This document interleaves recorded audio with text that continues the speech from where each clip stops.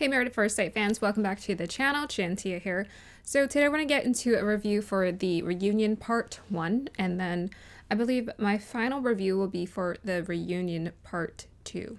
And as I promised, stick it till the end, stay till the end, and then that will be it. So if you guys are new to my channel is dedicated to helping women live in a way that feels the most natural to them. I actually stopped saying that because I was trying to reframe what this channel was going to be focused around and about. And I've essentially come to the conclusion that it's always going to be the same thing. I'm always here to promote authenticity and just being more comfortable in yourself, in your skin as a woman, and owning your truth, speaking your truth, something that women especially have a hard time with. Therefore, that's what YouTube has been for me. It's helped me to speak my truth and just use my voice more and feel a lot more empowered in my body. Okay, so let's go ahead and talk about the couples. So first, I'm going to talk about the whole get-together reunion, specifically about Nate and Justin. And then we're going to talk about each of the couples individually, their progress, what's going on and whatnot. So starting with the whole get-together.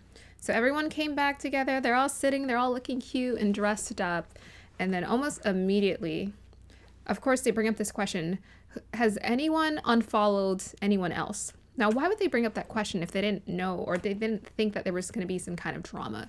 So obviously, producers are very shady. So it's just something to think about if you ever get into reality TV, to understand that they create drama for the sake of entertainment. And it's just a shady business. It's a shady business out there. Okay, hold on. I just want to make sure my hair is not doing anything too crazy here. Okay, so immediately, apparently Justin unfollowed everyone. He unfollowed everyone, and Nate was very insistent on him explaining why. Both of them were very mature in their reactions and just not helping the situation. I understood Nate's perspective in terms of wanting Justin to be honest and truthful. I think Nate is direct and truthful. I tend to agree with his perspective, but his response was emotional, and it was very much from a place of resentment, maybe hurt. A lot of times we have to think about, why do people react the way that they do? And usually it's coming from a place of hurt and feeling hurt or feeling disappointed. And I think at some point, Justin and Nate were friends. I don't know, there was something there, and then there's a disconnect. And for some reason, here's the thing, Nate wouldn't be so upset if he didn't feel threatened to some degree by Justin, right? People don't get upset for nothing. They usually get upset because there's some aspect of them that feels either triggered or that feels threatened. And so that was very interesting watching the two of them play that story out. But essentially Justin unfollowed everyone because he was in a bad place. So Justin hasn't learned anything, I think the primary thing that's needing to be taken care of is just go to therapy. Please go to therapy and take accountability for your actions. You cannot live in this, it feels like trauma. You can't live in this reactive trauma state for the rest of your life. You have to at some point change things if you want a different outcome. That was just disappointing to see that. With Nate, I understood his reasoning. He was saying, hey, I want to know really, why did you unfollow us? And be honest. He was trying to pressure him to be truthful. So apparently he thought everyone was fake, right? Or something like that. And then it made him uncomfortable. And then the whole point, though, is that it's reactive and it's silly and it's petty. And if people are following you and unfollowing you, they're not really your friends. So that's one thing to take into consideration. If someone's following you or unfollowing you, they're not really your friend, right? First of all, the people who really care about you in real life, they're just going to be here in real life. Who cares about social media? In terms of, yes, we make connections, but if someone could unfollow you that easily, it's that's how shallow the connection was, right? So it's just something to let go of. Don't worry about those relationships. Those are not the ones that are actually worth investing in. You want to invest in people who invest in you, where you feel like there's an equal exchange. People who set you at ease, honestly, and don't create drama in your life or bring any kind of drama into your life, because nobody needs drama. Nobody needs drama. It's we have enough drama with the stories we create in our head alone. regardless of, without someone having to bring in their drama. So to me, Justin is just like drama. He's just drama and petty, but it's coming from a hurt place. And I have to acknowledge that. I can't just say all of that without acknowledging it is coming from a hurt, unhealed place. That's why we need to do our inner work. And most definitely when we're vetting someone and we're choosing a partner, watch for their emotional reaction, because he had no business, after seeing him react and just spiral, he had no business being in a relationship. Some people don't know, right? They don't know until they do it. But he had no business being in a relationship because he has no emotional control and he takes no accountability even after the fact. You know, he's still set on how people are treating him as opposed to actually him thinking about how he's treating other people. Okay. Yeah, so that was like the main takeaway I got from that. So let's move on to the individual couples, starting with Miguel and Lindy. So they're very happy. They're very giddy together. I think it's cute. I think there may be some issues. I'm not really sure if they've addressed them or not. But Lindy said something that I thought was perfect. She said, we didn't even know each other.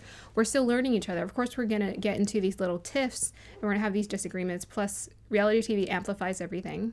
And on top of that, everything is accelerated. Your emotions are accelerated. So, of course, this isn't the ideal situation to say this is a representation of who we are as people and who we are in our relationship. But the 6 months is more of a representation. So they seem happy and in love, like they've kind of gotten over that hump. I just hope that I would say get a little bit of counseling. There are just some patterns there that I was kind of concerned about, where I feel like having a third party, like a therapist, would help them to make sure they know how to handle those things. But they seem to be enjoying each other. I love that she's playing D&D with him. I think that's so cute. She joined in, nerding in with his activities. And I think that's such a good lesson to learn is, you know, if your significant other has an interest, but you're not really that interested in it, you don't have to necessarily force yourself, but if you can try it out for the first time or first few times just to see if maybe it'll pique your interest, why not do it? Because then that'll be another activity that the two of you get to enjoy together. So, you know, you're not just marrying the person, you're marrying all the qualities that come with them. You're marrying their hobbies, you're marrying their lifestyle. So you're basically marrying everything associated with that person when you're marrying you're marrying a person. So I think sometimes people, they miss that part of the equation. They're like, okay, I'm just marrying you because I love you. But then you forget, maybe you don't like their friends or you don't like their family, or maybe it's not that you don't like them. Maybe you just don't get along with them. You're not on the same page. So all of these play a factor into your relationship. And you want to really think about, do I want this whole unit? You know, do I want the entire thing, right? Do I want the 5-course meal or do I just want dessert? You know, like, am I actually interested in the 5-course meal or am I just an appetizer girl? So it's just something to think about. I think the other thing to watch out for, so Miguel talked about like he was having a bad mental health weekend, and he's an introvert and he had to learn how to deal with that better. He's very apologetic. That's great.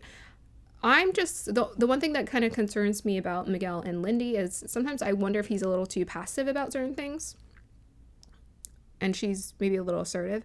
Now, I say this because I thought the hyphenated name was interesting.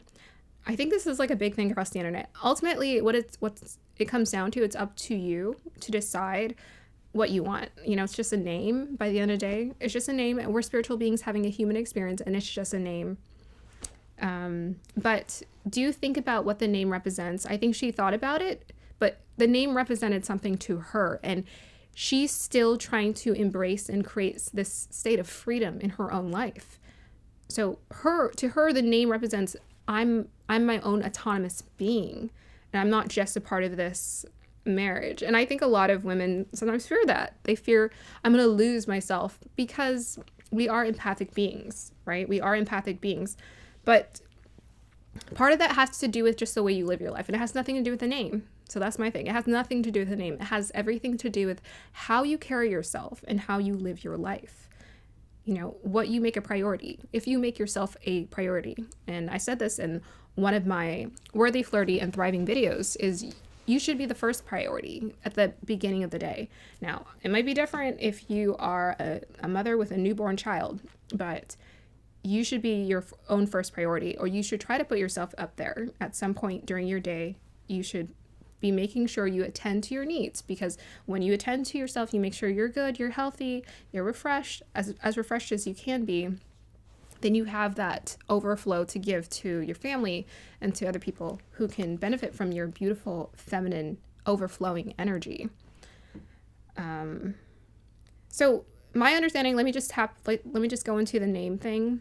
My understanding of the name is it symbolizes, and what it would symbolize is typically, right, in the old days, the young woman would go from her family to her husband, right? So the name symbolized the young woman being taken into or under her husband's wing. Now he's responsible for providing and protecting her. Therefore, you are under my name.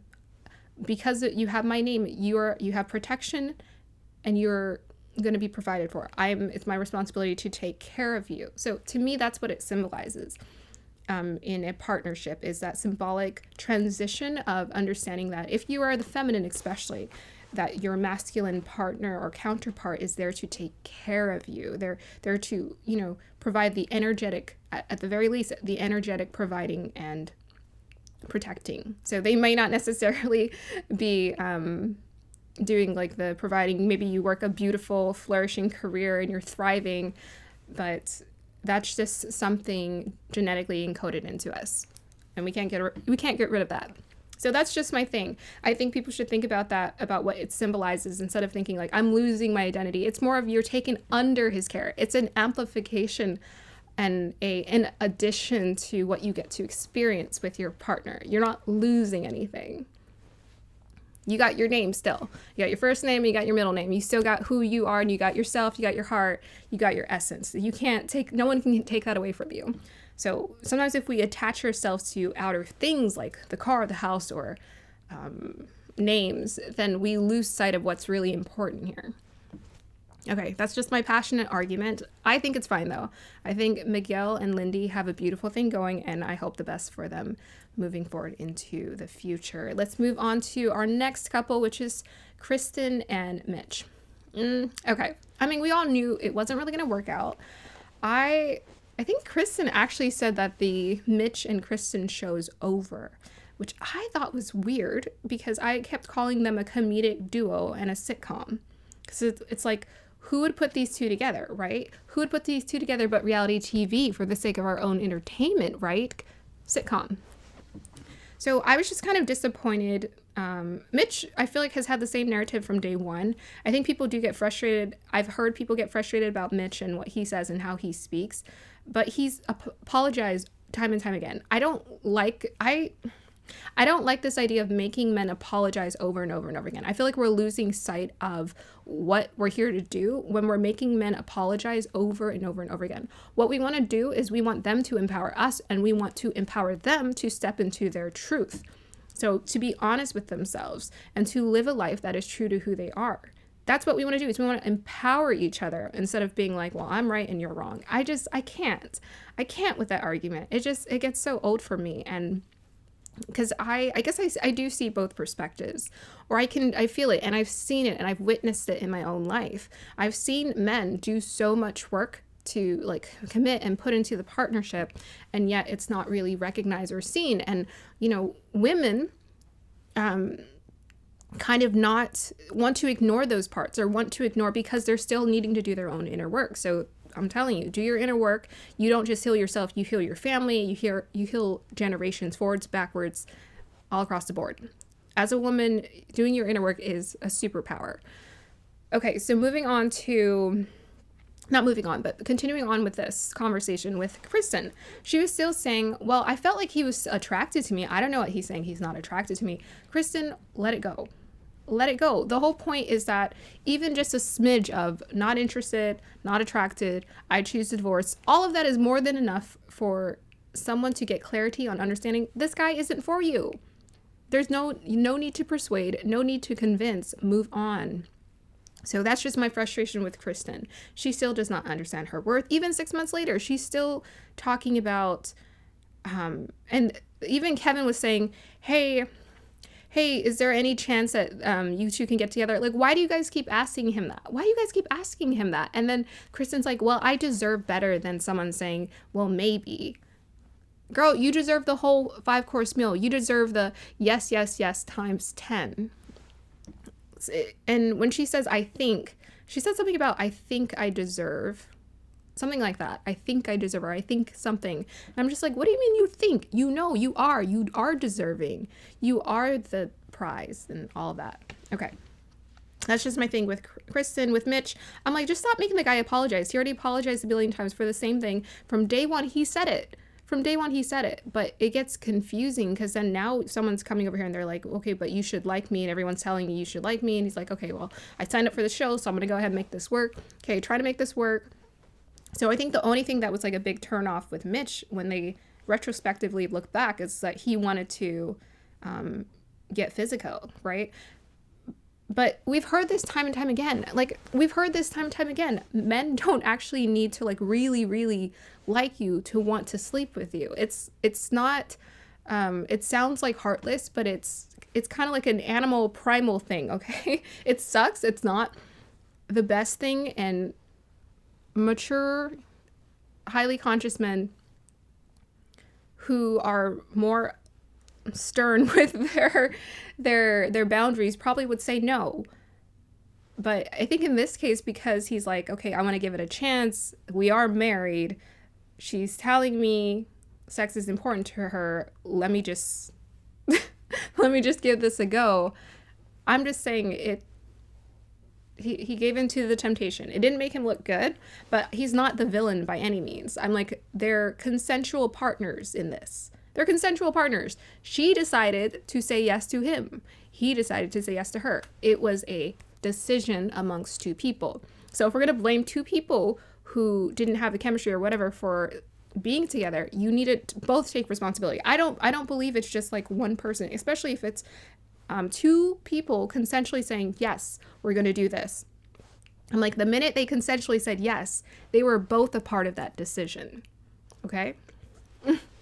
All right. So that's my passionate spiel for Kristen and Mitch. I wish the best for both of them. Move on, have a happy life, and be merry. Oh, and I think they put Mitch in the hot seat for like not wanting to be married. Look, I think he thought he wanted it. Just like a lot of people, they think and then they try it and then they're not ready for it. What I like about Mitch is he's not like emotionally reactive like Justin and tearing people down and unfollowing people and super immature. He has a maturity about him. He's just trying to figure out what he wants. But I really feel like he's like one of those guys, like he needs like 5 more years of freedom to figure out what he wants to do. Just go do his thing. And then maybe he'll find that partner to settle down with for the rest of his life. He's a late bloomer in the marriage department. Nothing wrong with that. All right, moving on to our next couple, which is going to be, let's just go ahead and talk about Morgan and Ben. I'm happy for Morgan and Ben. They reconciliated. They're friends. They've made peace. They've moved on. Having him apologize a million times, everyone saw that. That was not okay. I'm just glad that Morgan acknowledged him. And they both just acknowledged it wasn't meant to be. And it didn't feel like it was meant to be. The chemistry felt off. So that's really all I have to say about them. I'm happy for them. I'm so happy when people reconcile and just like make their peace and move on. Moving on to, so that's my thing with Morgan, like in that minute. So this is like the thing about forgiveness, how powerful forgiveness is. In that moment when she said that she was past the situation with Ben, I was like, I was just like, oh my gosh, Morgan, I like you now. Isn't that crazy? Okay, so moving on to Stasia and Nate. So Stasia and Nate are really cute together, trying to give it a go together. Okay, this is what I have to say about Stasia and Nate. They're very cute together. Unfortunately, they're still running into some of the same issues. And I called you out in my previous review. I said Stasia's perception is warped, right? She's dissatisfied essentially. And Nate can sense this. So what should they do? Honestly, they're going to need counseling. They're going to need their therapist because she does not see the error of her ways. She doesn't see it. She doesn't see that she's just like, well, I want more. I want more of an emotional connection. I want more. He said, I love you. He said, I'm genuinely in love with you and I'm connected and I'm committed. And I felt his sincerity when he said that. But this is another mistake that women make. And unfortunately, it's just going to land you in a very dissatisfied, unhappy place and alone. Because you have to recognize your partner. First of all, just recognize them. Just see them. See what's actually happening. And understand whether are you projecting your feelings, your insecurities onto this person or not. Because I think as far as Nate goes, he's putting in, the right amount of effort you would need to in a relationship. I think she has, it's not that she has like super high standards. It's crazy because her standards has a lot to do with the emotional connection, right? The emotional thing. Oh, and this is what I wanted to add. Oh my gosh, I'm so glad that I get to talk about this right now. Here's the thing. When you want an emotional connection, you want the emotional bond with your partner. One thing to consider as a woman, men do not process their emotions the same way. They just don't. They're made and they're hardwired to like be sort of more hardened in the world because they're created to be more structured, more disciplined, to protect and provide. The feminine, right? They're just hardwired that way. So they don't express their emotions all fluidly and emotionally like women do. We're different beings. We're emotional beings. We express ourselves differently. So that's the first thing to consider. They don't process their emotions.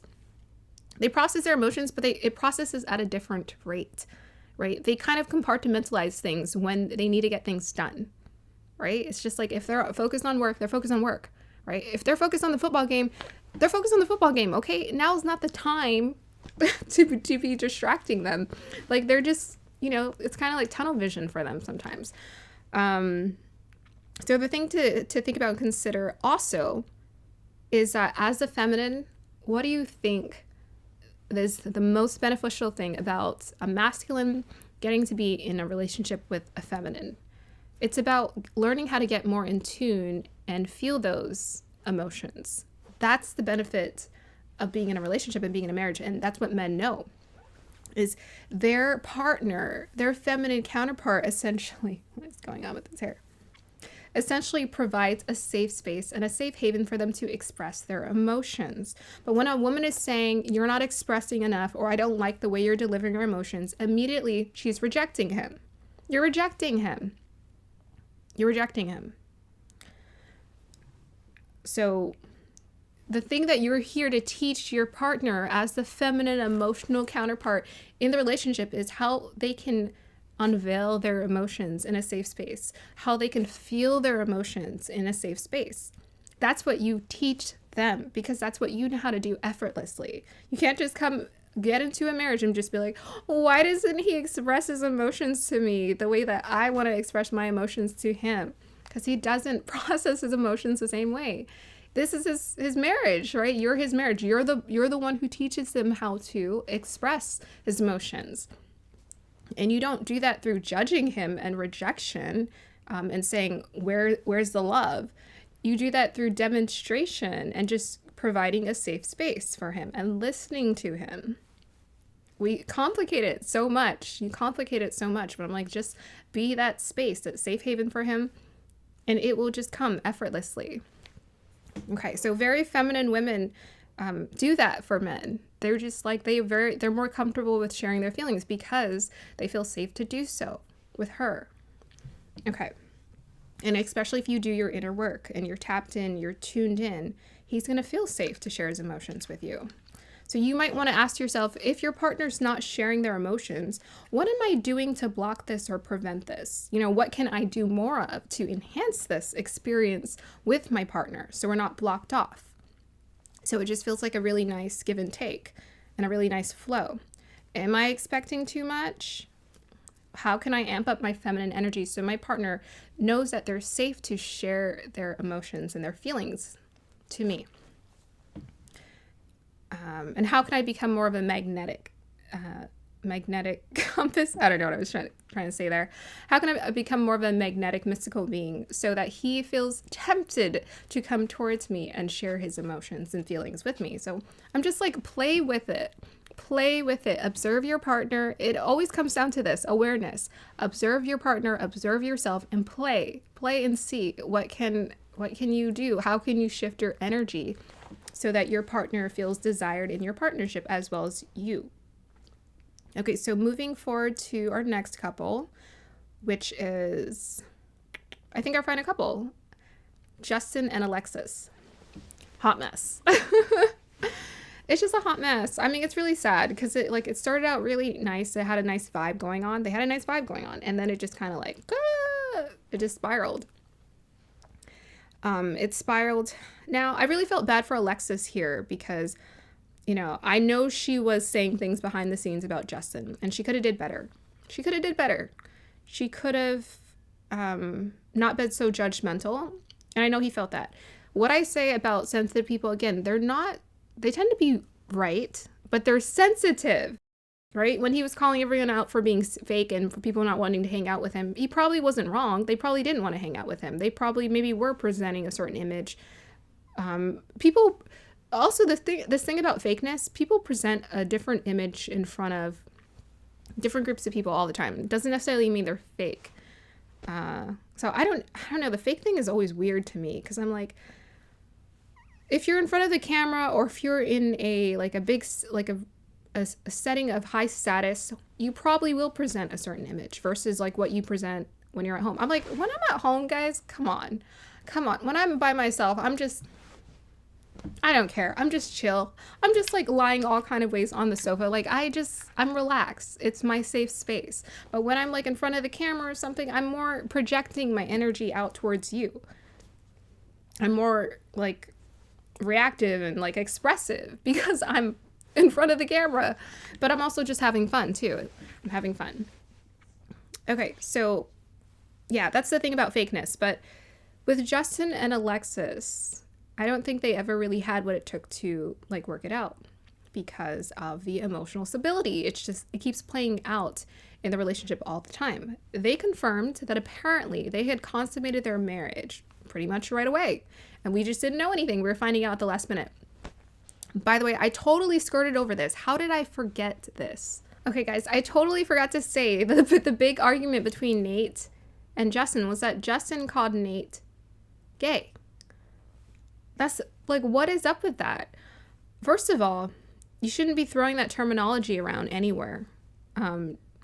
Accusing someone of like their sexuality and whatnot. He said that Nate had complimented him. Sorry, I have to like rewind because I forgot about this. Nate had complimented him on his features multiple times, and Nate was just like, "Well, I'm comfortable with my sexuality. What do you want me to do? Like, what do you want me to say? What do you want me to do?" And he's like, "Well, dude, you made a pass at me. Keep that between you two." To me, that was so immature. And as far as Justin goes,